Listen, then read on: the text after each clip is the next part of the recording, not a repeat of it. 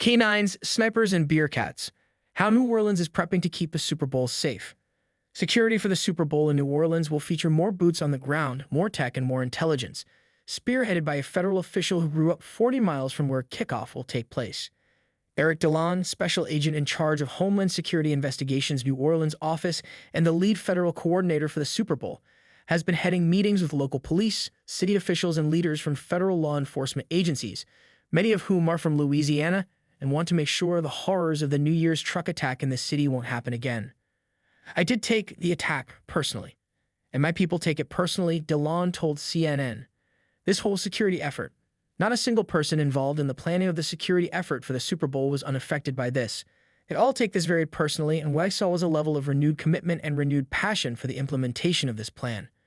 That security plan is already visible in the French Quarter ahead of Sunday's game between the Kansas City Chiefs and the Philadelphia Eagles. There are armored vehicles, scores of heavily armed police officers, street blockades, drones, and more, transforming the party-friendly, pedestrian-heavy Bourbon Street to a scene akin to the presidential inauguration. To be honest with you, this is very similar to what we had in Washington, D.C. just a matter of 10 days or 2 weeks ago," said U.S. Rep. Dale Strong, a Republican from Alabama who visited the French Quarter on Monday.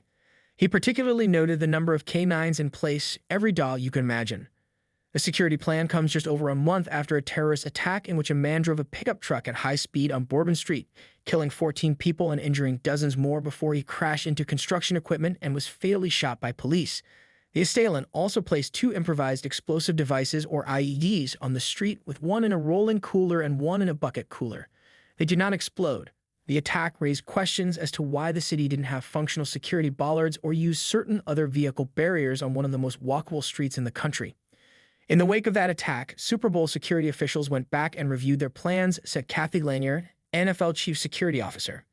"Naturally, there's a question of whether we have made adjustments in our security plan in light of the events of January 1, and the answer is an unequivocal yes," she said this week. "We have reviewed and re-reviewed all the details of what happened on January 1. We have reviewed and re-reviewed each of our roles within the overarching security plan, and we have reassessed and stress-tested our timing, our communication protocols, our contingency measures, and our emergency response plans multiple times over the past several weeks.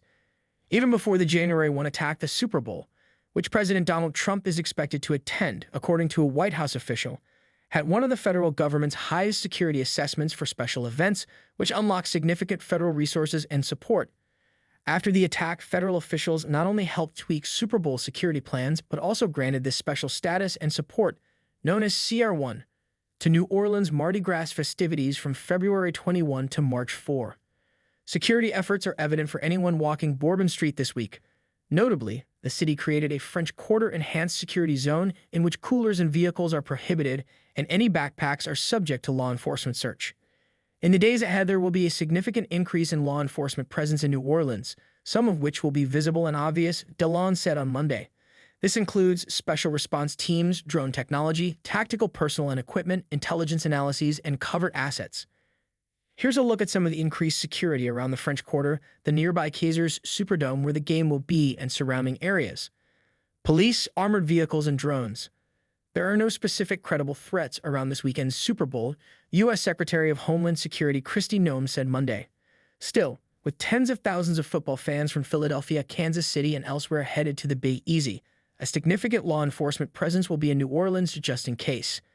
The biggest change in the safety plan since the New Year's attack is the visibility of the security, Lanier said last week. "So we're talking about thousands of sworn law enforcement that will be very visible, some not as visible," she said.